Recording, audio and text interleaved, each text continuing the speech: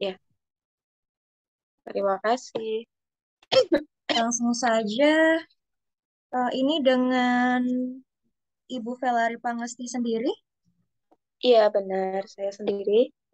Oke, sebelumnya kami mengucapkan selamat karena sudah sampai di tahap substansi ini. Dan nantinya kami di sini sebagai interviewer akan memberikan pertanyaan dan silakan dijawab dengan jujur. Baik, langsung saja dimulai dengan perkenalan diri. Kalau misalnya bisa menggunakan bahasa Inggris juga lebih baik, Mbak Velari. Terima kasih, silakan. Baik, terima kasih atas kesempatannya. Mohon izin menggunakan bahasa Indonesia, nggih. Perkenalkan, nama saya Velari Pangesti. Saya merupakan lulusan biologi dari FMIPA Universitas Negeri Yogyakarta, dan saat ini kesibukan menjadi seorang relawan mengajar di salah satu yayasan di daerah saya, yaitu Yayasan Gugah Nurani Indonesia, yang bergerak pada bidang yang bertujuan atau memiliki tujuan bergerak dalam bidang eh, perihal hak anak dan juga pemberdayaan masyarakat seperti itu. Kemudian rencana ke depan saya berencana untuk menjadi seorang yang berkompeten dalam bidang bioteknologi, pada khususnya adalah bioteknologi agro, yang mana salah satu cara atau langkah yang dapat saya lakukan untuk bisa berhasil mencapai cita-cita tersebut adalah dengan melanjutkan studi saya, yaitu di Magister Bioteknologi. Alhamdulillah saat ini sudah diterima di Magister Bioteknologi Universitas Gajah Mada. Em, dan saat ini saya berharap semoga dengan adanya beasiswa LPDP dapat menjadi salah satu jembatan di mana saya dapat berkontribusi bersama-sama dengan beasiswa LPDP untuk mencapai Indonesia yang berkelanjutan seperti itu. Terima kasih. Baik, Anda kan S1-nya biologi ya, Ibu Oke, Velari. betul. Jadi kenapa tidak mengambil magister biologi di UGM aja? Kan ada juga ya magister biologi. Kenapa ngambilnya bioteknologi? Baik, terima kasih atas pertanyaannya. Alasan mengapa saya pada akhirnya memilih Magister Bioteknologi, utamanya di Universitas Gadjah Mada, itu dikarenakan di ini bermula dari suatu permasalahan yang timbul di daerah saya. Itu ada permasalahan pertanian, pada khususnya itu ada petani cabai di lingkungan saya yang menyampaikan bahwa produksi cabai di tahun 2021 itu mengalami penurunan, pun juga berdasarkan data dari BPS itu menyampaikan bahwa em, untuk pertama kali dalam 5 tahun terakhir, Indonesia itu mengalami penurunan produksi cabai. Padahal berdasarkan FAO, Food and Agriculture Organization, di tahun 2018, Indonesia kan termasuk ke dalam 4 besar negara yang memproduksi cabai terbanyak seperti itu. Namun, dengan kondisi seperti ini, di tahun 2021, Indonesia melakukan impor cabai dari negara Spanyol dan juga di Malaysia, yang mana negara tersebut produksi cabainya itu lebih sedikit seperti itu. Kemudian berawal dari permasalahan tersebut, kemudian saya um, merasa sebagai seorang lulusan biologi seperti itu ya, dan kemudian untuk peminatan itu basicnya saya adalah uh, apa pengembangan mikroba seperti itu ya. Jadi melalui studi lanjut pada khususnya adalah bioteknologi, insya Allah dapat menjadi salah satu cara saya untuk mewujudkan atau menjadi salah satu pelaku atau solusi dari permasalahan tersebut, pada khususnya permasalahan pertanian, yang mana kedepannya saya ingin berperan dalam melakukan pengembangan antimikroba berbasis nanopartikel, yang mana pengembangan tersebut atau ilmu tersebut dapat Velari atau saya dapatkan yaitu dari melalui studi lanjut di Magister Bioteknologi seperti itu. Oke. eh di sini di CV Anda menuliskan bahwa salah satu kelebihan Anda adalah Anda orang yang berambisi. Menurut Anda, ambisi itu seperti apa sih? Dan apakah ambisi itu lebih ke positif atau negatif? Dan coba Baik. jelaskan secara singkat apa ambisi terbesar yang pernah Anda lakukan dalam hidup Anda.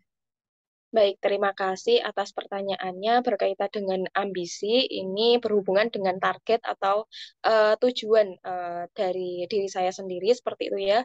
Secara singkat itu dapat saya gambarkan dulu ketika saya lulus SMA itu sebelum lulus pada tepatnya sebelum lulus itu saya punya cita-cita untuk lanjut kuliah seperti itu ya. Namun dengan kondisi perekonomian keluarga, saya harus memutar otak, istilahnya harus mencari jalan keluar bagaimana cara saya untuk bisa melanjutkan, tetap bisa melanjutkan kuliah seperti itu. Nah, sebelum saya lulus, saya mengikuti program beasiswa yaitu di perguruan tinggi swasta.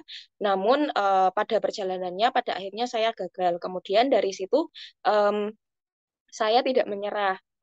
Mungkin kecewa ada, tapi dari kekecewaan tersebut saya jadikan sebagai motivasi. Berarti saya harus mengevaluasi diri apa yang salah seperti itu atau apa kurangnya seperti itu. Nah, kemudian saya mendaftarkan pada SNMPTN yang mana itu merupakan jalur undangan atau menggunakan nilai raport seperti itu. Namun di situ saya juga masih belum lolos. Ya memang ada rasa apa kecewanya makin tambah lagi, tapi pada akhirnya saat itu saya malah fokus ke ujian nasional terlebih dahulu. Jadi setelah gagal di SNMPTN, saya fokus ke ujian nasional. Kemudian setelah ujian nasional, saya kembali berjuang lagi untuk mendaftarkan diri melalui SBMPTN. Sebagaimana kita ketahui bahwa seleksi SBMPTN itu bukanlah suatu seleksi yang mudah seperti itu ya.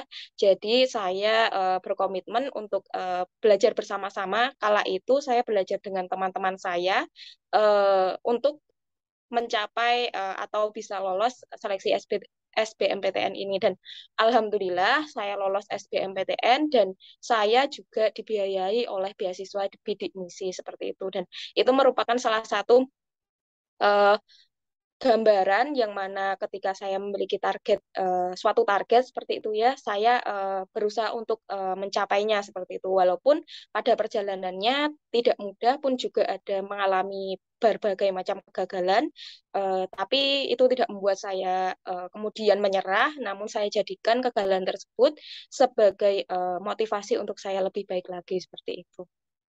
Terima kasih. Baik. Kalau tadi kelebihan, sekarang kekurangan. Sini Anda juga mengatakan bahwa Anda adalah orang yang moodnya kurang stabil ya, atau mungkin istilahnya moody gitu.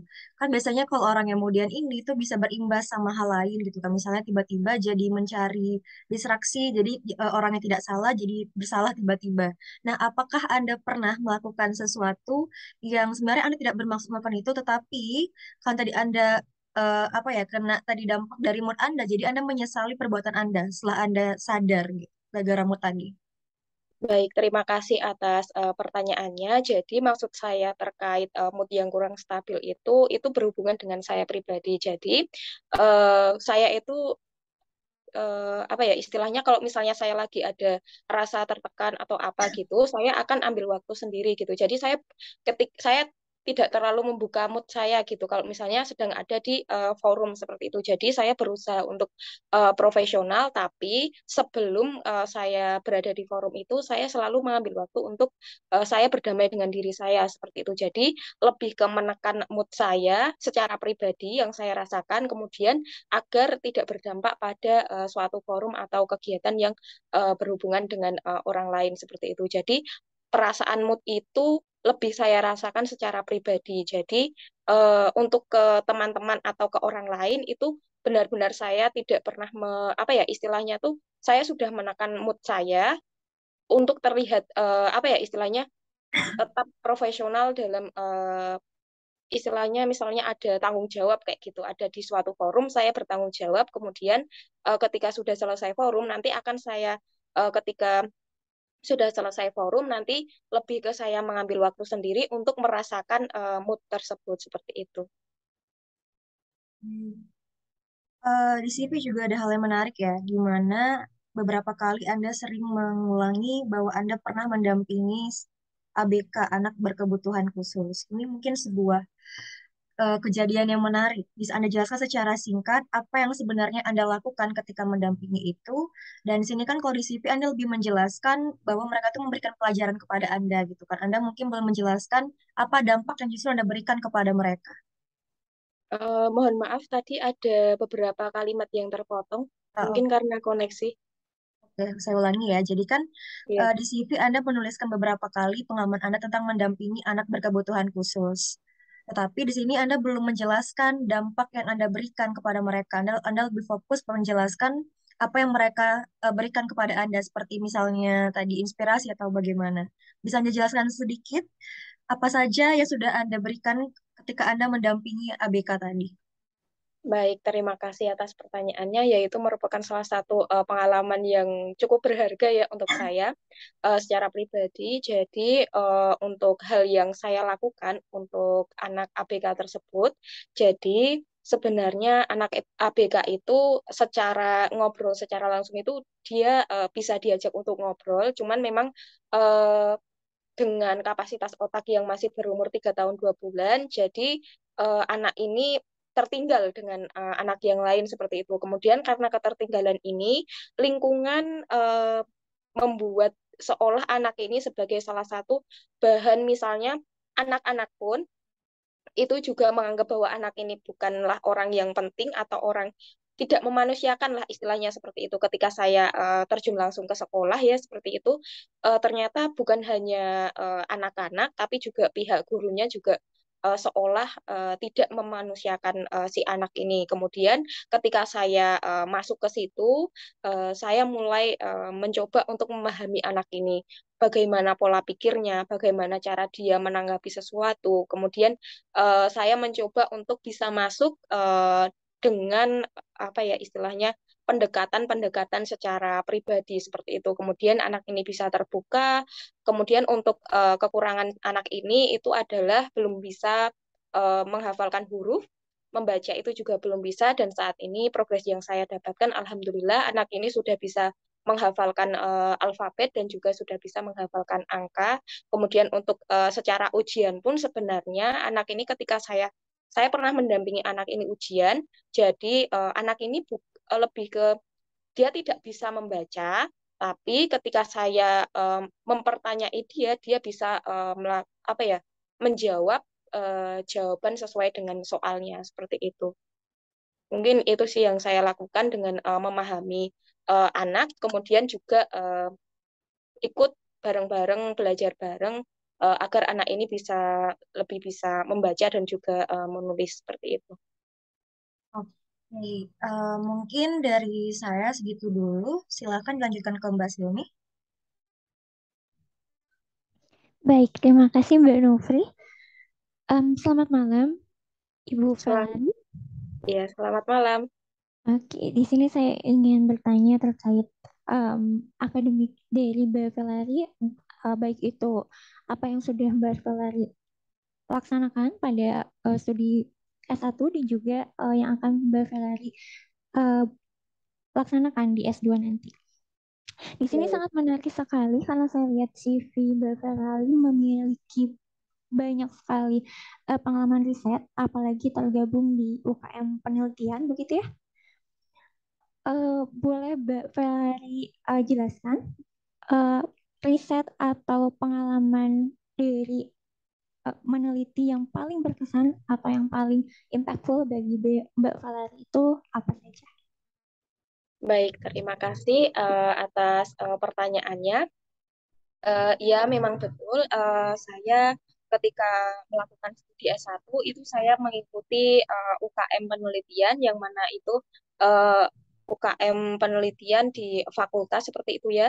Jadi untuk riset atau penelitian yang telah saya lakukan itu ada beberapa yang paling membuat saya apa ya istilahnya merasa bangga seperti itu ya istilahnya itu atau berkesan lah gitu. Ya, yang paling berkesan itu ketika saya melakukan magang di Pusat Penelitian Bioteknologi dan Bioindustri Indonesia, dan itu merupakan pengalaman yang luar biasa ya seperti itu karena sebelumnya saya tidak belajar secara detail di perkuliahan, namun ketika saya melakukan penelitian di Pusat Penelitian Bioteknologi dan Bioindustri dengan penelitian berjudul sebentar apa Benar, saya lupa. Eh, yang berjudul pengembangan antimikroba memanfaatkan nanokitosan pada bakso seperti itu ya. Mohon maaf. Ya itu merupakan hal yang buat saya semakin terbuka bahwa oh ternyata ketika kita eh, bisa tahu suatu hal itu bermanfaat. Jadi kan kalau kitosan itu kita ambilnya dari sisa-sisa em, apa sampah atau istilahnya eh, apa cangkang dari krustasea ya. Jadi Indonesia kan seperti kita tahu merupakan negara maritim yang mana memiliki wilayah laut yang lebih luas seperti itu ya, yang mana hal itu juga menunjukkan bahwa Indonesia juga memiliki potensi untuk memiliki istilahnya limbah dari cangkang-cangkang krustasea seperti itu. Dan saya baru tahu bahwa oh ternyata cangkang dari krustasea itu bisa kita manfaatkan. Oh ternyata ada manfaat yang lebih luas lagi seperti itu. Itu dari penelitian yang saya lakukan di Pusat Penelitian Bioteknologi Bioindustri Indonesia itu. Dan kemudian saya kembangkan, diajari untuk mengembangkan, oh ternyata bisa dikembangkan sebagai antimikroba. Kemudian untuk kembali lagi ketika dipertanyain perihal hal apa yang saya lakukan ketika saya bergabung dengan UKM penelitian itu berkaitan dengan tanggung jawab yang berhubungan dengan ketika itu saya diamanai untuk menjadi sumber daya anggota yang mana itu juga berhubungan dengan anggota-anggota baru. Istilahnya ketika itu adalah yang bertanggung jawab perihal open recruitment untuk anggota baru di UKM tersebut seperti itu. Nah, untuk kegiatannya itu juga berhubungan dengan pengenalan organisasi dan juga selain kegiatan yang berhubungan dengan organisasi, saya juga mengikuti penelitian-penelitian, mengajukan penelitian. Namun ketika itu ada beberapa penelitian yang sudah saya ajukan, namun belum berhasil lolos seperti itu. Untuk satu penelitian yang alhamdulillah berhasil lolos didanai oleh fakultas, itu adalah penelitian mengenai pengembangan atau pengoptimalan daun sungkai untuk meningkatkan pH larutan seperti itu. Mungkin itu sih. Dan menurut Mbak Velari yang paling memiliki atau punya outcome yang paling besar yang mana? Yang paling Eh, bermanfaat gitu dari hasil penelitiannya? untuk masyarakat atau bagaimana? Iya, yang bisa untuk diaplikasikan untuk masyarakat atau mungkin yang Mbak Velari sudah lakukan. Oh ya, terima kasih atas pertanyaannya.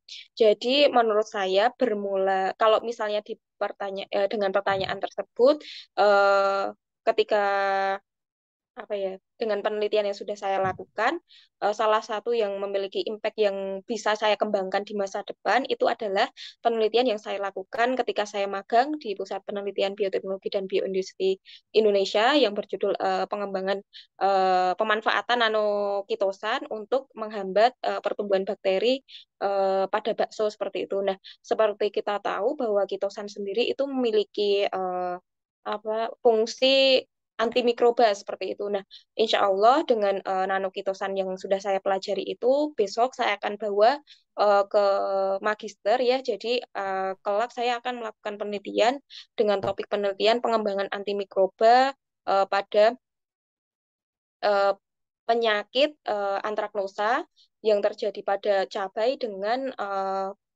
berbasis nanopartikel kitosan CU seperti itu. Jadi insya Allah dengan penelitian yang saya lakukan ketika S1 nanti akan saya bawa untuk magister nanti seperti itu. Baik, berarti diawali dari penelitian bidang pangan. Iya, Lalu kalau saya lihat juga Mbak Ferrari banyak mengikuti konferensi bidang maritim, ocean, dan perikanan ya. Lalu apa yang menjadi alasan Mbak Ferrari kemudian pada S2 ini berfokus pada bioteknologi agri? baik, terima kasih atas pertanyaannya. Ya, alasan mengapa pada akhirnya saya mengambil fokus ke bioteknologi agro itu karena kondisi di mana karena fokusnya nanti akan pada penyakit cabai ya. Jadi itu bermula dari permasalahan yang saya dapatkan dari lingkungan saya. Kemudian ketika saya mencari data, kemudian oh ternyata di Indonesia juga mengalami, tidak hanya di lingkungan saya saja seperti itu yang mengalami penurunan produksi cabai itu ternyata di secara nasional pun juga mengalami hal itu. Apalagi sampai Indonesia juga melakukan impor cabai dari negara-negara yang produksi cabainya itu lebih sedikit daripada Indonesia dan ini merupakan hal yang cukup perlu dipertanyakan kenapa dengan Indonesia yang sebagai negara keempat pemproduksi cabai yang terbanyak di dunia, tapi kenapa belum bisa mencukupi kebutuhan cabai nasional seperti itu. Kemudian ketika ditelaah lebih dalam lagi, ternyata ada beberapa faktor yang mengakibatkan em, adanya penurunan produksi cabai seperti itu. Salah satunya adalah kondisi cuaca, yang mana kita tidak bisa eh, mengubah cuaca itu seperti apa, dan yang satunya adalah hama penyakit. Nah, eh, hama penyakit ini merupakan salah satu faktor yang dapat saya istilahnya saya sebagai manusia sebagai manusia biasa itu bisa kendalikan seperti itu. Nah, dengan kemampuan kitosan dan juga CU yang memiliki basic untuk bisa menghambat pertumbuhan mikroba seperti itu, kemudian saya bermula dari situ ingin mengembangkan pengembangan nanopartikel sebagai pengendalian hama atau penyakit antraknosa ini seperti itu. Baik, kenapa tidak mengaplikasikan nanopartikel tersebut pada pangan? Maksudnya jadi pengolahan pasca panen cabai. Jadi mungkin lebih relate juga dengan penelitian Mbak Ferrari yang ketika S1 yaitu untuk bakso, untuk apa coating bakso gitu, bio coating bakso itu kan lebih relate gitu dengan pangan, bidang pangan. Menurut saya salah satu masalahnya pun ada pada faktor penyimpanan gitu. Kenapa tidak mengambil ke sana? Baik, terima kasih atas pertanyaannya. Jadi alasan mengapa saya fokusnya adalah pada eh, sebelum panen seperti itu ya, itu karena fokus yang akan dikendalikan itu adalah jamurnya atau kapangnya yang mana itu juga tumbuh eh, pada buah cabai seperti itu. Nah, itu jamurnya itu nanti dikendalikannya fokusnya adalah nanti akan kepada biofungisida seperti itu. Jadi em, mengapa pada akhirnya memilih untuk sebelum panen itu ya karena yang mau diatasi itu lebih ke jamur atau kapangnya seperti itu. Karena yang menjadi permasalahan yang terus-menerus dijadikan sebagai apa keluhan seperti itu ya dari lingkungan saya, petani cabai di lingkungan saya itu mereka memiliki pestisida yang bisa untuk mengendalikan. Namun pestisida tersebut hanya bisa hanya bisa dicari itu di daerah Magelang yang mana kalau dari tempat tinggal saya itu harus kan dari Jogja ke Magelang seperti itu. Kemudian harganya juga mahal. Jadi fokus saya adalah di sini adalah membantu untuk mengatasi hal tersebut. Jadi sebagaimana sebisa mungkin saya bisa membantu untuk mengatasi hal tersebut. Jadi fokusnya karena terkait pestisida yang harganya mahal dan juga sulit untuk dicari, pun juga saya juga ingin memberikan biofungisida seperti itu ya yang aman, tepat guna, dan juga lebih ramah lingkungan yang bisa diakses oleh petani di lingkungan saya untuk lebih mudah mendapatkannya seperti itu. Selain hubungannya dengan terfokus pada jamur atau kapang yang akan ditangani, pun juga melihat eh, kebutuhan dari petani cabai di lingkungan saya tersebut. Mungkin itu. Oke, baik. Jadi berfokus pada pestisida, maksudnya ya pestisida betul ya, Iya, pestisida yang ramah lingkungan gitu ya. betul. Lalu kenapa si nano dari kitasannya ini apa dikombinasikan dengan CU. Bukankah itu bagian daripada senyawa kimia? Baik, terima kasih atas pertanyaannya. Jadi alasan mengapa saya pada akhirnya mengombinasikan antara kitosan dan juga CU itu karena berbasis pengembangan nanopartikel yang ada di dunia ini saat ini sedang berkembang secara pesat ya.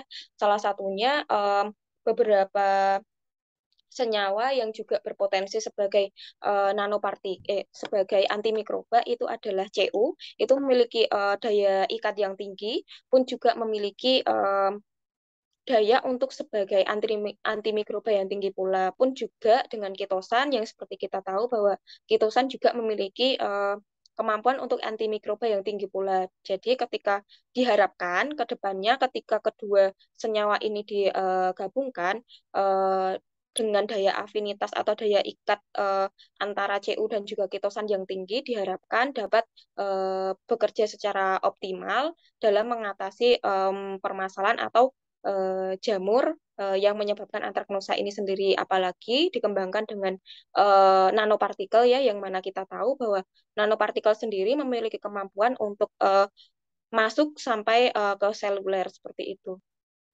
Jadi diharapkan dapat lebih optimal seperti itu. Baik. Lalu terkait dengan di sini di esai yang Anda tulis, Anda menyebutkan tentang sustainable agriculture. Bagaimana harapan Anda dengan penelitian yang Anda buat gitu ya, yang akan Anda lakukan terkait dengan terciptanya sustainable agriculture ini?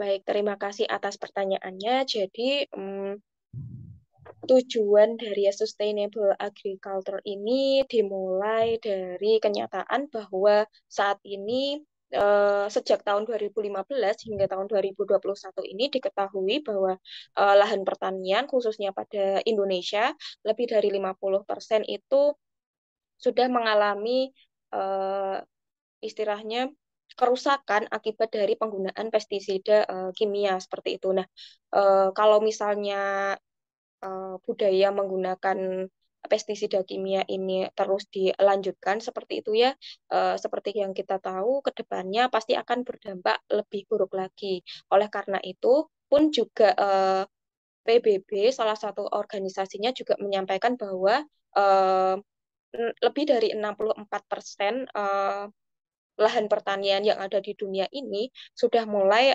terkontaminasi eh, oleh pestisida kimia seperti itu. Pun dari pihak PBB juga sendiri sudah menyarankan, beberapa peneliti di sana juga sudah menyarankan untuk pelan-pelan kita mulai untuk istilahnya menggunakan bahan-bahan yang aman serta ramah lingkungan seperti itu guna mewujudkan pertanian yang berkelanjutan. Pun juga ini juga ingin saya terapkan di Indonesia, yang mana kita tahu Indonesia merupakan negara yang uh, negara tropis, yang mana juga Indonesia juga punya lahan pertanian yang cukup banyak, dengan kondisi bahwa Indonesia juga menjadi negara keempat terbesar yang memproduksi cabai terbesar di dunia.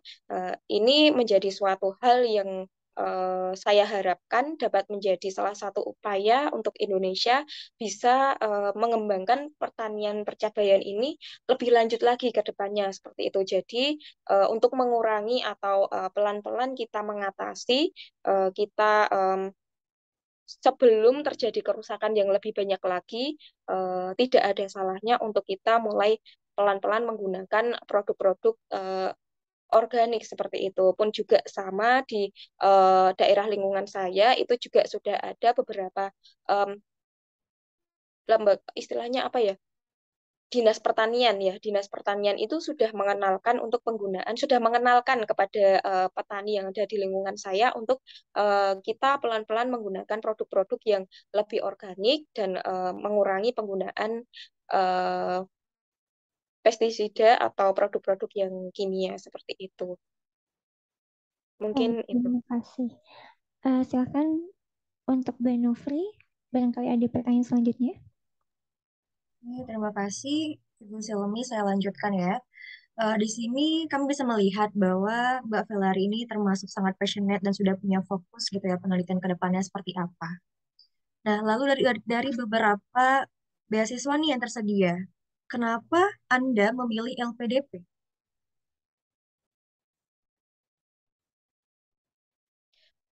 Baik, terima kasih atas pertanyaannya. Hmm, Alasan mengapa LPDP menjadi salah satu pilihan atau pilihan utama saya untuk eh, menjadi salah satu pendukung saya untuk melanjutkan studi saya. Yang pertama, yang mana visi misi dari beasiswa LPDP sendiri, seperti yang kita tahu, adalah menciptakan pemimpin pun juga eh, membiayai atau mendukung penuh perihal riset untuk Indonesia yang lebih sejahtera, yang mana tujuan tersebut bisa dicapai dengan melakukan misi-misi yang mana itu dilanjutkan atau pada akhirnya beasiswa LPDP mendukung atau membiayai eh, insan Indonesia atau masyarakat Indonesia untuk melanjutkan pendidikan. Salah satu cara untuk mewujudkan visi tersebut adalah dengan melakukan pembiayaan pendidikan seperti itu. Nah, kemudian selain itu, em, beasiswa LPDP utamanya itu memberikan fasilitas khusus untuk kami yang eh, lahir dari keluarga yang prasejahtera, namun memiliki misi untuk mendukung Indonesia untuk lebih maju. Secara saya pribadi ingin membawa Indonesia untuk eh, mewujudkan Indonesia pertanian sustainable agriculture untuk Indonesia seperti itu. Dan itu merupakan suatu hal yang sangat saya syukuri dengan adanya fasilitas yang diberikan kepada kami melalui beasiswa afirmasi prasejahtera itu menjadikan saya lebih dekat dengan untuk bisa mewujudkan cita-cita saya untuk Indonesia seperti itu.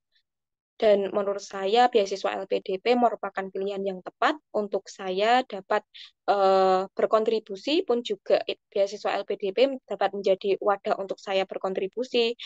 LPDP juga memiliki misi yang sama perihal untuk membawa Indonesia lebih maju lagi. Jadi dengan adanya beasiswa LPDP saya berharap saya bisa bersama-sama dengan beasiswa LPDP membawa Indonesia untuk lebih maju dan lebih sejahtera lagi dalam mencukupi kebutuhan nasionalnya seperti itu pada khususnya nanti kebutuhan cabai nasional seperti itu.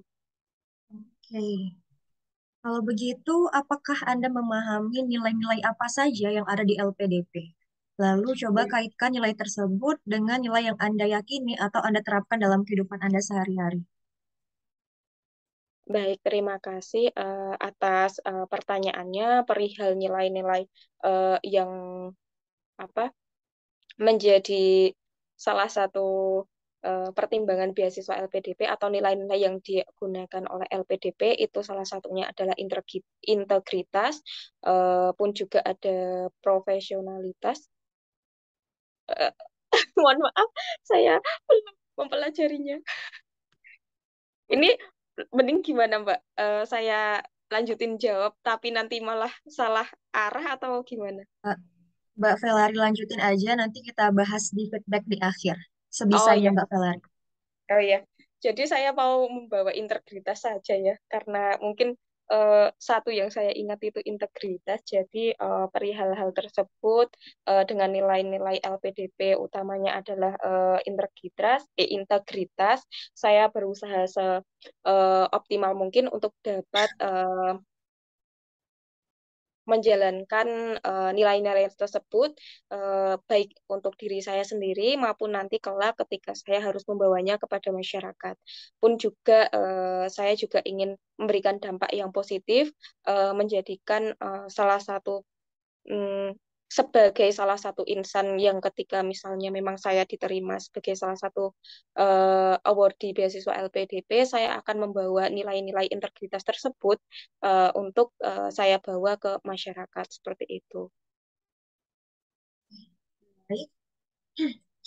Em, Mbak Velari, apakah Anda pernah mencoba beasiswa yang lain selain LPDP? Dan misalnya nih, ternyata Anda ditawarkan oleh beasiswa lain yang mana menawarkan Anda untuk kuliah ke luar negeri gitu kan, selain LPDP, dan itu memberikan fasilitas yang jauh lebih banyak dibandingkan LPDP. Apakah Anda akan lebih menerima itu? Karena kan kesempatannya lebih besar mungkin. Baik, terima kasih atas pertanyaannya. Perihal apakah saya sudah pernah mendaftarkan beasiswa lain, mungkin ini sudah saya lakukan ketika saya mau ke S1, tapi kalau untuk program ke magister, saya berfokus pada beasiswa LPDP. Di sini saya fokusnya adalah untuk membawa mengangkat permasalahan yang ada di Indonesia, dan alhamdulillah di Indonesia sendiri ada kesempatan untuk saya bisa mengembangkan ilmu yang belum saya miliki seperti itu ya, pada khususnya adalah bioteknologi, dan alhamdulillah di Indonesia sudah bisa membantu saya untuk bisa istilahnya menjadi salah satu jembatan untuk saya bisa berkontribusi atau bisa menggapai cita-cita atau tujuan saya dalam hal untuk mewujudkan Indonesia yang menuju pertanian Indonesia yang sustainable agriculture seperti itu, atau pertanian berkelanjutan di Indonesia. Jadi saya rasa dengan kesempatan tersebut eh, kali ini saya akan fokus pada beasiswa LPDP. Saya akan melanjutkan atau saya akan eh, apa ya, memilih untuk menggunakan beasiswa LPDP karena secara fasilitas pun beasiswa LPDP sudah bisa memenuhi, bahkan sangat cukup untuk kami gunakan untuk melanjutkan studi seperti itu. Pun juga di Indonesia, Indonesia juga bisa membawa saya untuk bisa menjadi seorang bioteknologi yang kompeten seperti itu. Baik. Emangnya kalau kuliah di luar itu kan seharusnya bisa lebih banyak gitu ya, Mbak, memberikan sumbangsi ilmu dan exposure juga, kayak networking internasional. Terus bisa aja nih kalau misalnya kuliah di luar, jadi Anda bisa mendapatkan pengalaman yang lebih tentang cabai itu di luar negara itu seperti apa. Kenapa nggak ngambil kuliah luar negeri aja gitu? Kan lebih bagus teknologinya di sana. Baik, terima kasih atas pertanyaannya. Perihal relasi atau perihal exposure yang lebih tinggi jika dibandingkan dengan berkuliah di Indonesia, mungkin bisa. Iya, memang benar. Ketika saya misalnya berkesempatan untuk kuliah di luar negeri, saya akan mendapatkan itu semua. Namun, dengan saya berkuliah di Indonesia pun, saya juga bisa memiliki hal tersebut. Dengan salah satu caranya adalah dengan melakukan penelitian. Kemudian saya juga bisa mengikuti seminar nasional pun juga internasional, yang mana itu pasti akan memberikan apa? Membawa saya untuk memiliki relasi yang lebih luas lagi seperti itu. Jadi untuk relasi mungkin bisa saya lakukan dengan melakukan eh, kompetisi apa kegiatan konferensi ya, konferensi internasional seperti itu. Nah, itu bisa saya dapatkan dari situ, mungkin dari situ. Oke. Eh, Mbak Velari, Oke. kira Anda sudah menghubungi supervisor nggak? Atau Anda sudah punya supervisor yang nantinya akan membimbing Anda dalam penelitian di UGM? Baik, terima kasih atas pertanyaannya. Perihal supervisor, itu saya sudah menghubungi beliau, Dr. IR Sri Wedastri MS. Namun saat ini saya masih menunggu balasan dari beliau, seperti itu. Oh, berarti Anda sudah menghubungi tapi belum ada balasan gitu ya? Iya, oke. Hubunginya dari mana tuh, Lari? Maaf, apa? Anda, Agak, oh, oke. Anda menghubungi supervisor tersebut melalui apa? Email atau seperti apa? iya, melalui email. Email. Kenapa Anda memilih beliau? Karena jadi fokusnya nanti kan saya akan untuk topik penelitian saya itu kan nanti lebih ke bioteknologi agro, peminatannya di bioteknologi agro, dan beliau adalah salah satu dosen untuk peminatan di bioteknologi agro dengan fokus mikroba dan eh, mikro mikro tanaman dan hewan seperti itu, dan itu sangat mendukung penelitian yang akan saya kembangkan. Pun juga ketika nanti saya kuliah nanti saya akan memilih beberapa mata kuliah yang mendukung, di antaranya adalah mikrobiom dan juga nanobioteknologi seperti yang sudah diberikan atau kurikulum yang diberikan oleh kampus seperti itu. Oke, jadi apakah Anda sudah punya rencana studi nih? Misalnya kayak mata kuliah apa aja yang akan diambil, lalu nanti ketika semasa perkuliahan, apakah ada organisasi yang akan Anda ikuti? Kira-kira seperti itu. Dan rencana-rencana Anda ke depannya. Baik, terima kasih atas pertanyaannya. Perihal rencana studi yang akan saya lakukan ketika saya sudah melaksanakan studi nanti, yang pertama untuk perkuliahan sendiri, kalau di Universitas Gadjah Mada itu nanti ada 2 semester yang mana kita akan ada teori seperti itu ya.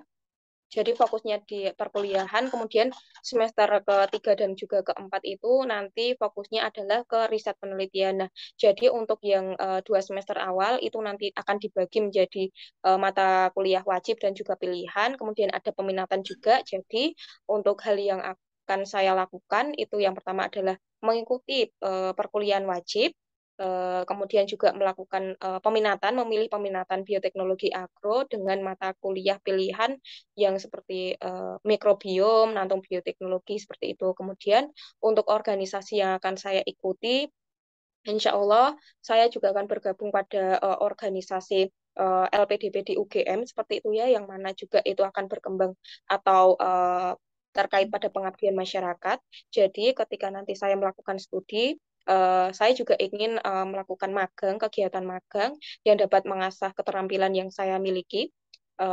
Di Untuk magang nanti ada 2 pilihan, itu nanti ada bisa di Balai Konservasi Borobudur, pun juga bisa di Pusat Penelitian Bioteknologi dan Bioindustri Indonesia. Kemudian untuk pengabdian masyarakat, alhamdulillah di bioteknologi Universitas Gadjah Mada pun ada kegiatan pengabdian masyarakat. Dan untuk kegiatan pengabdian masyarakat yang terakhir dilakukan oleh angkatan 2021 itu adalah pengabdian masyarakat di sebuah SD dengan melakukan seminar perihal makanan yang sehat seperti itu. Mungkin itu yang bisa saya lakukan. Sekarang kita bahas ke isu yang sedang saat ini lagi hangat ya, Mbak Salari. Kan saat ini kan BBM naik ya. Menurut Anda, apakah kebijakan dari pemerintah Indonesia itu sudah tepat dengan kenaikan BBM? Dan bagaimana cara Anda menyikapinya? Opini Anda seperti apa? Baik, terima kasih atas pertanyaannya. Kebetulan beberapa hari yang lalu saya melihat memang ada isu bahwa BBM naik dan pada akhirnya memang naik seperti itu ya. Jadi itu saya yakin bahwa pemerintah Indonesia sudah melakukan tindakan yang tepat karena berdasarkan data pun Indonesia telah melakukan impor BBM ya dari luar negeri dengan jumlah yang tidak sedikit. Yang mana apabila hal itu terus dilakukan, kita seperti yang kita tahu, kita kembali lagi pada Indonesia di masa depan yang mana berarti ketika Indonesia saat ini sudah melakukan impor bahan bakar, yang kita tahu Indonesia juga merupakan negara yang penghasil sumber tambang yang besar seperti itu ya. Jadi itu merupakan hal yang menurut saya juga bisa menjadi suatu permasalahan juga. eh Bentar, nggak ke sana arahnya sih, bentar. Jadi seperti yang kita tahu bahwa Indonesia telah melakukan impor, jadi memang sudah pilihan yang tepat ketika harga BBM naik. Pun juga ke depannya saya berharap dengan kenaikan harga BBM ini juga bisa membuat masyarakat Indonesia lebih terbuka lagi bahwa alasan sebenarnya Indonesia atau pemerintah Indonesia untuk menaikkan bahan bakar itu bukan berfokus pada ekonomi, tapi memang karena ketersediaan bahan atau uh, tambang di Indonesia sendiri memang sudah mulai menipis seperti itu. Jadi saya harap ke depannya juga masyarakat Indonesia bisa memiliki kesadaran yang sama uh, bahwa Indonesia butuh bantuan atau butuh kepedulian dari masyarakat Indonesia agar Indonesia uh, bisa pada akhirnya mencapai pada titik uh, ke depan dengan berkelanjutan seperti itu. Mbak Velari, kan kita tahu ya, persaingan di LPDP ini cukup ketat. Nah, misalnya nih, seumpama Anda itu gagal nih di LPDP kali ini, apa yang akan Anda lakukan? Seperti apa persiapannya? Nah, baik, terima kasih atas pertanyaannya. Iya, saya menyadari bahwa beasiswa LPDP itu bukan merupakan beasiswa yang mudah untuk dicapai. Saya sendiri juga kemarin gagal di tahap satu, dan hal yang saya lakukan adalah mungkin kecewa memang ada, sedih ada, tapi saya langsung mengevaluasi diri. Di situ ketika hari pengumuman tiba, saya langsung menulis hal-hal apa yang kurang dari diri saya, hal apa yang harus saya perbaiki. Kemudian saya juga melakukan kemudian menghubungi teman-teman atau rekan-rekan saya yang memang sudah lulus. Saya mohon bantuan pun juga mohon bimbingan dari mereka, dan juga hal yang saya lakukan adalah melakukan penundaan perkuliahan. Karena kalau misalnya belum bisa didanai di tahun ini, memang harus ada penundaan perkuliahan seperti itu. Jadi ketika saya sudah mengevaluasi diri, melakukan penundaan perkuliahan pun juga saya juga berusaha untuk mendaftarkan lagi di tahap selanjutnya atau tahap yang akan datang dengan persiapan yang lebih matang lagi seperti itu. Baik. Dari saya pertanyaan terakhir adalah, jadi apa yang menurut Anda kali ini Anda sudah lebih baik gitu daripada tahap sebelumnya? Dan apa yang membuktikan bahwa kami layak untuk menerima Anda sebagai salah satu penerima beasiswa ini? Baik, terima kasih atas pertanyaannya berkaitan dengan hal apa yang sudah saya perbaiki dari tahap satu kemarin. Luar biasa, semuanya saya perbaiki ya. Jadi dari awal itu saya mendaftarkan diri, mungkin memang saya sudah memiliki cita-cita untuk membawa Indonesia lebih berkelanjutan, namun cara penyampaian yang saya gunakan itu masih belum maksimal. Jadi belum bisa tersampaikan seluruh apa yang saya inginkan, belum bisa tersampaikan pada baik secara esai maupun secara wawancara dengan baik. Dan juga saya juga menyadari bahwa saya di tahap satu kemarin dalam melakukan wawancara itu juga masih jauh dari kata baik. Oleh karena itu di tahap ini atau tahap dua ini saya sebisa mungkin, seoptimal mungkin mengoptimalkan kemampuan yang saya miliki dan potensi yang saya miliki untuk bisa menyampaikan seperti apa sebenarnya cita-cita atau harapan saya untuk Indonesia, seperti itu. Saya kembalikan ke Mbak Silmi, dilanjutkan jika ada pertanyaan lagi. Mbak Silmi, silahkan. Baik, terima kasih Mbak Novi. Ada beberapa hal yang masih ingin saya tanyakan, Mbak Velari, Baik. terkait pasca studi. Pasca studi. Setelah melakukan riset, lalu kemudian selesai dengan S2-nya, apa yang akan Mbak Velari lakukan? Baik, terima kasih atas pertanyaannya. Untuk kegiatan atau hal yang akan saya lakukan ketika saya sudah lulus, itu yang pertama, saya ingin bekerja sama dengan lembaga sosial masyarakat yang ada di lingkungan saya untuk bareng-bareng mengatasi permasalahan sampah yang ada di lingkungan saya, karena di lingkungan saya itu lembaga ini memang sudah melakukan edukasi terhadap masyarakat, namun masyarakat masih belum melaksanakan secara praktiknya seperti itu. Jadi untuk sampah itu masih digabung antara sampah yang plastik dan juga sampah yang organik seperti itu. Jadi saya ingin bersama-sama bergabung bersama lembaga tersebut untuk bisa membawa uh, apa untuk bisa mengatasi permasalahan sampah tersebut. Jadi diharapkan nanti saya bisa tidak hanya mengedukasi, namun juga bisa mengajak bersama-sama untuk masyarakat itu lebih sadar pun juga melakukan penanganan terhadap sampah. Jadi nanti untuk sampahnya yang plastik itu bisa untuk menambah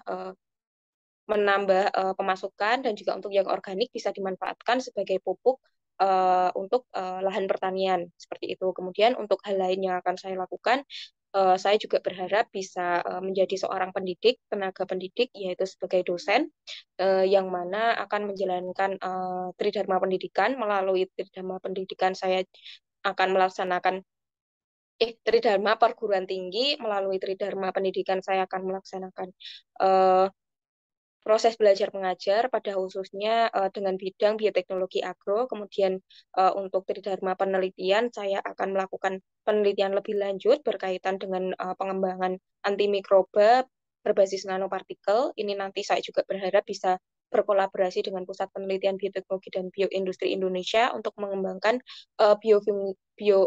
penelitian yang skala lapangan seperti itu. Jadi bisa membuat produk biofungisida. Kemudian yang ketiga adalah pengabdian masyarakat yang mana nanti saya akan bekerja sama dengan masyarakat atau dengan kelompok tani yang ada di lingkungan saya terlebih dahulu untuk menyampaikan bahwa kondisi yang ada di Indonesia seperti itu. Jadi berkaitan dengan kerusakan yang diakibatkan oleh pestisida kimia, kemudian hal-hal apa yang atau dampak-dampak apa yang diakibatkan, kemudian juga saya juga memberikan solusi atau memberikan jawaban dari permasalahan yang terjadi akibat dari penggunaan pestisida tersebut. Jadi itu yang saya lakukan. Mohon maaf masih di mute. Oke, mohon maaf. Oh iya. Terakhir dari saya mungkin terkait riset lagi, bagaimana kalau misalnya nanti nih Mbak Valerie terlihat sudah mempersiapkan riset yang begitu matang begitu dengan topik dan juga target yang sangat spesifik. Lalu bagaimana nanti ketika studi berlanjut ternyata supervisor Mbak Valerie meminta untuk ada perubahan atau bahkan mungkin temanya yang berubah. Bagaimana hal apa yang akan Mbak Valerie lakukan?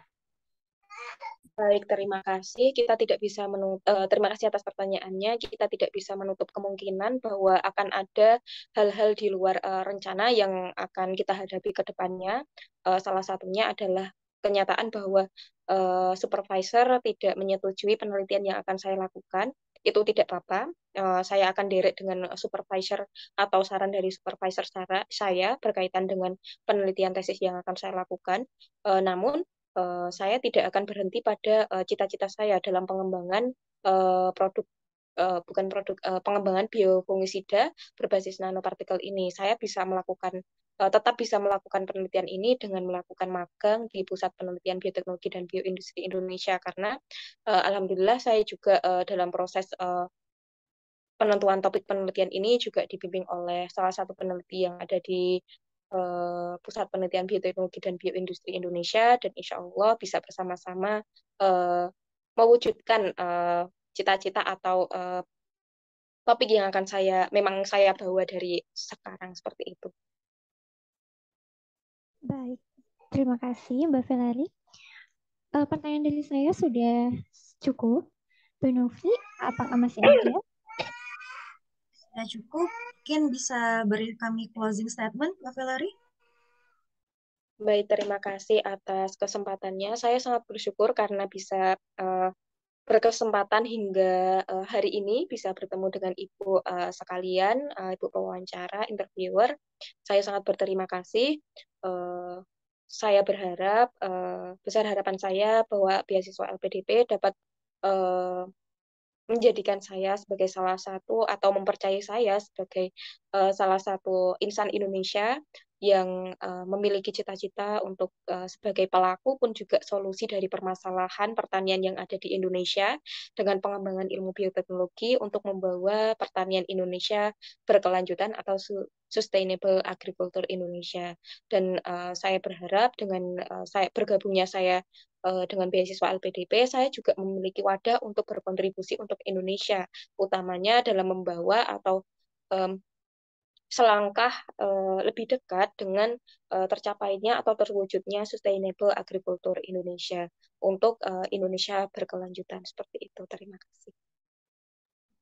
Baik, terima kasih. Oke, terima kasih Mbak Valerie. Udah sesi tegangnya ya, kita akhiri dulu. Mbak Silmi, saya izin feedbacknya duluan ya Mbak, karena mungkin nanti mau lihat di jadwal selanjutnya. Oke, sebelumnya Boleh. ternyata Mbak Velar ini lebih berpengalaman daripada kami sendiri nih yang interviewernya, karena udah di tahap 1 ya kan Mbak. Jadi izin ya Iya, Mbak, kami nggih, balik lagi tidak menggurui, kami hanya nggih, menyampaikan nggih, feedback nggih, atau nggih, saran dari nggih, pandangan kami saja. nggih. Oke, Kalau dari yang saya lihat nih, Mbak Velar itu dari awal sampai akhir sebenarnya sudah sangat memahami apa yang Mbak Velar inginkan. Terus kayak rencana plannya udah kayaknya matang banget, udah punya fokus tadi kayak cabai gitu kan. Tetapi mungkin apa ya Mbak, penjelasannya itu bisa dibilang cukup panjang ya di setiap pertanyaan. Jadi mungkin dari sisi interviewer kan mungkin takut nanti ada yang mau tuh kayak misalnya nyela tiba-tiba, padahal yang mau Mbak sampaikan itu belum sampai gitu, belum sampai di Oh ya. titik itu. Jadi kalau dari saran saya, mungkin ini juga berkaitan dengan tetap apa ya, tetap mempertahankan engage dari para interviewer gitu. Walaupun misalnya topik kita itu menarik, tetapi mungkin karena kita delivernya itu terlalu panjang, jadinya tadi nggak dapat tuh fokusnya seperti apa. Jadi mungkin kita bisa menerapkan metode STAR ya kan Mbak. Dan mungkin Mbak juga Iya. sudah pasti sudah paham metode STAR. Jadi lebih terstruktur gitu. Kalau misalnya dari yang kemarin-kemarin juga pernah yang pas kami interview juga ada award yang bilang, mungkin Mbak Sima juga mungkin dengar sebenarnya kata itu ada tiga sih yang paling penting dalam interview. Jadi yang pertama itu tidak terlalu banyak jeda, kayak kelamaan. Tadi juga Mbak Velari mungkin sebenarnya udah bagus banget, tapi sayang banget di tengah-tengah tuh ada kata apa ya, kayak gitu. Terus tadi Mbak sempat ngeblank juga kan. Iya. Itu sayang banget sih sebenarnya. Terus yang kedua itu akurat, itu penting banget tadi Mbak Velari juga menggunakan data-data ketika menyampaikan. Jadi memang ada faktanya. Terus juga yang terakhir itu adalah tidak out of topic. Jadi sebenarnya tadi Mbak Velari juga udah konsisten sih. Mungkin yang menurut saya perlu ditingkatkan tadi itu adalah menyederhanakan. Jadi walaupun misalnya tadi banyak yang mau disampaikan, kita kan menggebu-gebu kan, kayak misalnya udah ini tuh tertarik banget nih, jadi kita tuh kayak semangat banget jelasinnya. Tapi bisa dipersingkat, disederhanakan, jadi itu lebih padat kayak gitu, lebih padat dan bisa dipahami. Terus tadi juga Mbak Velari kan waktu jelasin tentang rencana tesis ya, itu kan juga ada beberapa yang kayak istilah sains kayak apa tadi ya, kitosan, terus kapang gitu kan. Mungkin kok di sini Mbak Silmi paham karena jurusan yang dituju juga sama gitu kan. Tapi seandainya nih interviewernya kan ada psikolog juga gitu kan, atau nanti yang lain yang mungkin beda background sama kita. Jadi mungkin misalnya pakai istilah sains boleh, tetapi dikasih penjelasan sedikit kapang itu apa, kitosan itu senyawa yang seperti apa. Jadi kita bisa relate nih sama Mbak Velarinya gitu. Terus mungkin di perkenalan tadi juga Mbak Velari bisa lebih dipadatkan aja. Kalau misalnya tadi kan Mbak Velari sering tuh menyinggung tentang harapannya untuk Indonesia, terus kayak bidang yang mau dibenahi apa gitu kan. Tetapi mungkin bisa dibagi, misalnya kalau mau menyampaikan harapan untuk Indonesia itu bisa di akhir atau ketika penjelasan nanti. Jadi ketika di perkenalan itu lebih fokus kayak apa ya, kayak branding poin-poin dari Mbak Velari gitu. Misalnya kayak interestnya seperti apa, tapi secara singkat aja. Lalu nah, tadi juga pas ditanya Mbak Silmi nih tentang judul riset gitu ya. Iya. Sebenarnya kan banyak tuh judul riset yang tadi kan lumayan ada tiga ya kalau nggak salah Mbak pernah nerbitin. Tapi sayang sekali di pas tadi tanya judul Mbaknya ngeblank. Jadi takutnya Iya. nanti kan tuh penelitian sendiri ya, kok bisa Iya. lupa gitu. Iya. Wajar sih sebenarnya kita kan nervous, tapi mungkin bisa kayak tarik nafas dulu dan intinya jangan sampai kita jadi kayak beneran kelihatan banget sih ngeblanknya Mbak. Mbak juga pasti bantu Oh udah ya. pengalaman kan. Mungkin disiasati kayak senyum atau kayak tenang jeda 5 detik baru lanjutin lagi. Dan jangan Oh ya. sampai kayak buyar banget sih. Karena sebelumnya itu udah bagus banget tadinya. Iya. Terus kayak ya pastinya kayak di CV-CV kita juga pasti kita harus hafal. Terus apa ya? Oh mungkin tadi juga yang waktu Mbak nyampaikan kalau LPDP itu kan juga apa ya memberikan kesempatan kepada afirmasi misalnya prasejahtera seperti itu. Mungkin lebih tekankan kalau misalnya LPDP itu memang memberikan pendidikan yang inklusif. Jadi kayak education for all. Tidak hanya afirmasi prasejahtera, tapi juga mereka memperhatikan kayak daerah 3T dan lain-lain. Jadi mungkin lebih difokuskan kalau LPDP itu kayak adil dan juga pendidikan itu lebih inklusif, itu pemerataan. Terus, nah juga di nilai-nilai LPDP ini sebenarnya riskan banget sih. Tadi saya pikir Mbak Iya. bakalan hafal gitu kan. Jadi, Iya. tapi iseng aja nanya coba-coba gitu kan. Sayang banget kalau tadi tidak bisa tersampaikan. Padahal sebelumnya itu Mbak sudah sangat, apa ya, udah bagus banget, udah kayak paham banget sama LPDP-nya. Kalau dari saya sih mungkin cara ngapal nilainya itu saya pakai singkatan sih. Jadi, Oh. introspek, jadi kan. Jadi kayak in-nya itu integritas, pro-nya profesionalisme, sinergi, eh, pelayanan dan kesempurnaan. Jadi kalau misalnya kita ngeblank banget, ingat aja tuh ada in prospek kayak gitu. Oh ya. Itu sih dari saya, mungkin dari Mbak Silmi, silahkan. Terima kasih Mbak siapa? Mbak Novi. Ya, sama-sama Mbak Velari. Iya, Mbak Valerie. Eh, apa ya? Betul mungkin tadi ya, sama seperti sebetulnya sama seperti saya ya. Jadi PR-nya mungkin tadi di menyederhanakan apa yang disampaikan gitu. Coba untuk menggunakan STAR dan juga eh, apa ya? Show the evidence apa? Coba tunjukkan bukti-buktinya gitu. Coba tunjukkan misalnya ketika tadi ditanya apa ya? Ditanya apa tuh yang apa yang paling berkesan gitu, apa yang paling impactful gitu. Eh, Sebetulnya Mbak Ferry tidak perlu untuk apa mendefinisikan atau menjelaskan satu persatu kegiatannya gitu. Tapi coba aja ambil satu poin, terus kasih contoh kegiatannya apa yang Mbak Ferry lakukan, lalu hasilnya apa gitu. Jadi bisa lebih padat dan juga bisa lebih benar gitu bahwa itu tuh ada dan bakal lakukan gitu. Mungkin juga itu terkait juga yang tadi Mbak Novel tanya terkait apa pendampingan ABK. Sebetulnya eh, kalau diri saya pribadi saya belum dapat poin pertanyaan, maksudnya poin apa ya poin akuratnya itu belum dapat gitu. Jadi apa yang sebetulnya Mbak Ferrari lakukan dengan ABK itu ya tadi sebetulnya Mbak Ferrari sebutkan gitu, tapi tidak secara spesifik apa sebetulnya.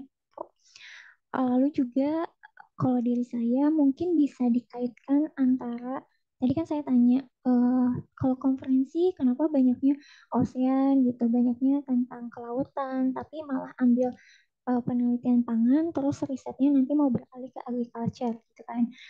Mungkin Mbak Ferrari bisa menyangkut pautkan apa sih yang Mbak Ferrari temukan sampai akhirnya tuh ditemukannya bukan ditemukan baru di kalangan apa ya, mungkin apa ya ditemukan dari hasil pengalaman Mbak Ferrari gitu.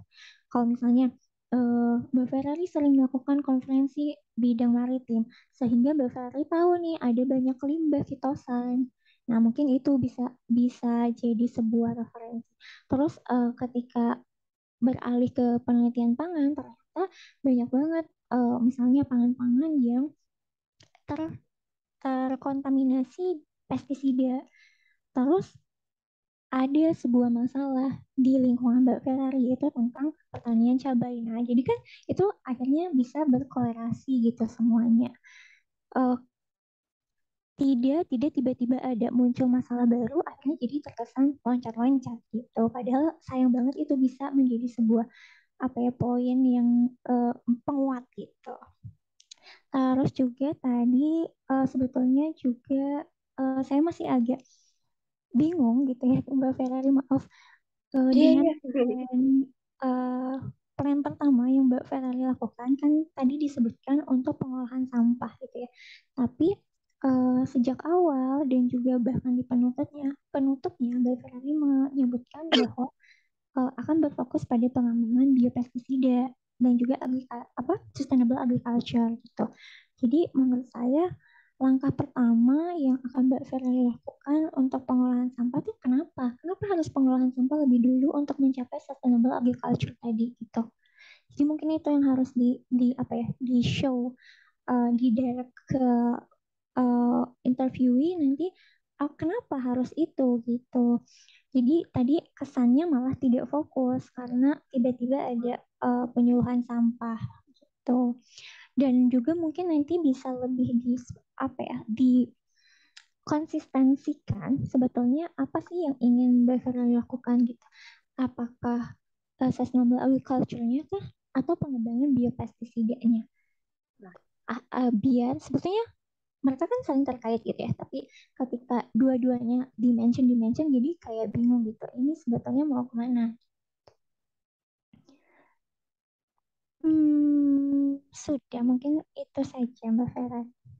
Oh iya, terima kasih Mbak Silmi. Sama.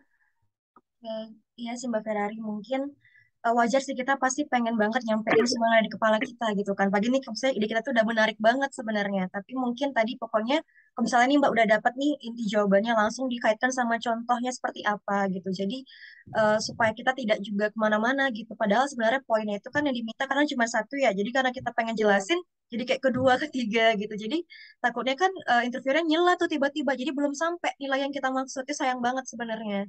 Dan tadinya kan Iya. misalnya kita kayak panjangan juga takutnya interviewernya kayak, aduh kapan ya aku bisa nanya pertanyaan selanjutnya. Jadi yang tadi awalnya kita mau nanya banyak nih, kata tadi udah panjang banget penjelasan Mbak Velari, jadi kayak jadi singkat pertanyaannya, jadi lebih sedikit gitu. Jadi kurang bisa mengenal Mbak Velari lagi gitu. Itu sih Mbak mungkin. Tapi udah bagus Oh iya. banget sih, dan pasti Mbak Velari juga udah berpengalaman banget sebelumnya kan, jadi pelajaran juga. Mungkin Mbak Velarnya bisa sharing ke kita kira-kira Mbak seperti apa dulu di tahap satunya. Oh iya. Sebelumnya saya juga mau ucapkan terima kasih banyak ya untuk Mbak Novri dan juga Mbak Silmi karena sudah eh, meluangkan waktu untuk membantu saya dalam mock-up interview LPDP ini dan semoga kedepannya kita bisa bareng-bareng sama-sama eh, berjuang bareng dan juga semoga amin bisa lolos di tahap 2 ini. Kalau yang saya apa ya pengalaman yang saya lalui kemarin pas tahap 1 itu sebenarnya dengan pertanyaan-pertanyaan yang disampaikan oleh Mbak Novri dan juga Mbak Silmi itu memang sudah seperti wawancara sungguhan kayak gitu. Jadi mulai dari perkenalan, mulai dari fokus penelitiannya tuh mau kemana, kemudian kelebihan kekurangan seperti itu. Dan mungkin kalau yang saya lalui kemarin kan saya lebih ke masih apa ya istilahnya. Kalau yang tahap 1 kemarin saya tuh sama sekali nggak ada mock up interview kayak gini, sama sekali nggak ada pendampingan pembuatan esai kayak gitu. Jadi di tahap 2 ini saya memperbaiki di esai saya itu berkaitan dengan sebenarnya kenapa saya alasan utamanya mau kuliah lagi itu apa. Tapi fokusnya jangan ke diri sendiri kayak gitu. Alasannya jangan jangan oh karena saya mau belajar lagi kayak gitu atau oh karena saya mau belajar lebih perihal ini kayak gitu. Tapi itu boleh, tidak salah, cuman harus dikaitkan dengan apa ya sebenarnya hal apa sih kontribusi apa sih yang akan kamu berikan ke Indonesia seperti itu. Jadi pihak LPDP pun tidak apa ya istilahnya memandang kita bahwa kita tuh membawa ambisi pribadi, tapi kita juga fokusnya tuh sebenarnya Indonesia itu punya permasalahan apa dan kita sebagai insan Indonesia itu pengennya ngapain sih dengan kasus itu atau dengan permasalahan itu, hal apa yang kita bisa lakukan apa sih, hal apa yang bisa kita lakukan untuk mengatasi hal itu. Terus juga ke depannya juga kita pengennya Indonesia kayak gimana gitu. Jadi itu diselip-selipin. Jadi ya itu sih mungkin.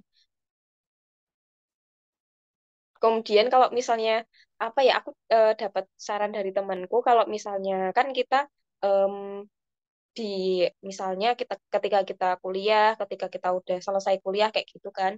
Jadi kan itu ada hal-hal yang akan kita lakukan kayak gitu. Nah, itu disarankan untuk dibikin misalnya di poin-poin, misalnya hal pertama yang pengen dilakukan apa, hal kedua yang pengen dilakukan apa, yang ketiga apa gitu. Jadi katanya itu secara psikologis tuh jadi lebih tertata dan terstruktur gitu. Jadi kalau kita kita menuliskan oh yang pertama yang mau dilakukan ini gitu. Jadi orang yang membaca pun juga lebih bisa memaknai gitu. Oh, jadi tahapannya setelah ini mau ini kayak gitu. Mungkin itu sih.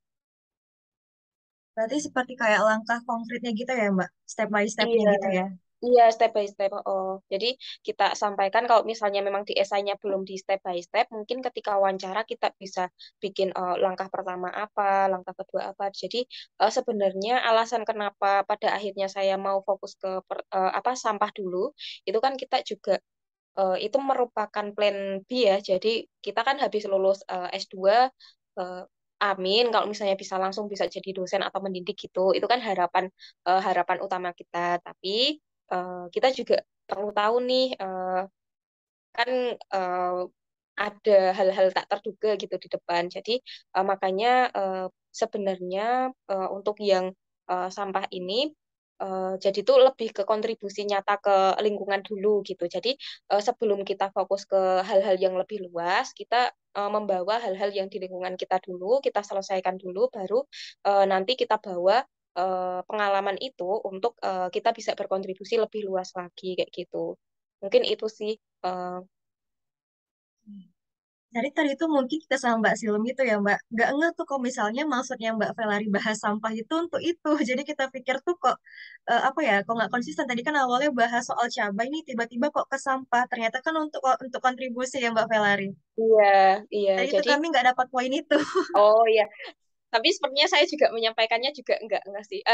Kurang-kurang kurang sih aku menyampaikannya. Jadi ya bisa dipahami. Maksudnya aku bisa memahami kalau aku nyampeinnya juga salah gitu. Jadi ini aku kayak klarifikasi gitu. Sambil sambil sambil sambil ngobrol-ngobrol. Oke, oke. Iya gitu. Benar-benar. Udah sih, tapi udah keren banget sih tadi Mbak Velari. Mungkin juga udah belajar kan Mbak. Jadi kayak beneran udah runtut banget sih dari awal LMPR tuh udah beneran udah fokus banget sama ke cabai nih tadi itu kan. Jadi emang kita juga enak ngikutin alurnya gitu. Mungkin ya Mbak Velari tadi itu aja sih paling cuma disederhanakan itu aja sih Iya, Mbak. terima kasih. Tapi emang Kayaknya susah sih belajar itu. iya, anaknya seneng cerita. Jadi kadang Ya, tadi sebenarnya aku tuh ketika aku menjawab pertanyaan dari Mbak Novri pun juga ada mau melencengnya. Terus aku ingat, oh iya pertanyaan tentang ini. Jadi aku balikin lagi, aku puterin lagi karena aduh ketika udah ngobrol itu tuh emang hal yang nggak bisa di ini sih terkait penyederhanaan itu. Tapi saya mau belajar. Terima kasih banyak ini saran-sarannya. oke Mbak. Mungkin terkait itu kan Mbak, saya juga pernah nonton tuh video atau apa gitu lupa dari Owardi juga. Jadi kalau misalnya kita udah kepanjangan ngomong nih karena udah keseruan banget kan, kita mungkin tetap Iya, ingat tadi tuh pertanyaannya apa. Jadi ketika udah melenceng pun kita balikin lagi nih berdasarkan tadi ditanyakan tentang ini. Jadi kita kayak balik ke arah kita lagi. Tapi itu butuh kita sendiri sih yang sadar karena kan iya, kadang udah keceplosan banget kan, udah panjang. iya, Ya sih. iya, iya. Eh, itu aja sih Tapi mungkin ini Mbak dari saya iya, kenapa? aku terima kasih banyak. Pokoknya ini membangun banget hari ini pertemuan malam ini luar biasa banget. Terima kasih. Saya sangat sangat terima kasih banyak. Oke, Baik Mbak sebelum Novri dan juga Mbak Silmi. Dan semoga kita bisa sukses bareng-bareng ya. amin. Sebelum kita Oh, tutup, mungkin dari Mas Seno dan Mas Rahmat, ada yang mau disampaikan atau ada yang mau memberikan saran? oh, tak kira cuman bertiga ini kita. Enggak, ada dua lagi kok, Mbak. Tapi ini dari teman-teman sesi dua. Oh iya, monggo monggo Enggak ada boleh kalau gitu. Mas Rahmat dan Mas Seno. Karena dengerin juga dari tadi kan, siapa tahu juga ada sharing atau Iya feedback. boleh sangat terbuka. Oke, mungkin Mas Rahmat sama Mas Senonya lagi ini, lagi jauh dari laptopnya atau lagi apa. Oh, ada tuh Mas Rahmat cukup Pak, sudah bagus banget. Sukses Mbak Velari. Oke, Amin amin. sukses Kita Mbak Velari. bareng-bareng. Nah, kemarin Bareng-bareng itu ya ya kita Mbak, sukses bareng. Mantu sharing juga. Jadi Mas Rahmat ini kan kemarin juga saya tanya juga kan tentang kayak misalnya menjelaskan ke orang awam nih gitu kan. Nah, Mas Rahmat ini pakai tools. Jadi kayak misalnya dia nunjukin cara yang lebih mudah untuk menjelaskan tentang keilmuannya. Jadi kita bisa relate. Mungkin tadi kayak misalnya Mbak Velari juga jelasin soal banyak istilah tadi itu mungkin bisa pakai bahasa yang lebih awam. Jadi kita kayak lebih dapat nih maknanya gitu, bisa lebih ngerti. Itu sih Mbak, pakai tools atau media atau apalah gitu. Terima Oke, kasih. Mbak Silmi ada lagi? Sudah mungkin.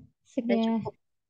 Oke, Mbak Velari kalau misalnya juga mau saring-saring apa ya diskusi tuh Mbak Silmi juga kebetulan dengan ngambil teknologi juga ya Mbak. Ya Iya, kan? Iya, sama Heeh. Mas kemarin eh, Valerie. kemarin sempat nonton recordingnya Mbak Silmi itu juga udah keren kok Mbak. Saya juga banyak belajar dari apa eh, kemarin pas Mbak Silmi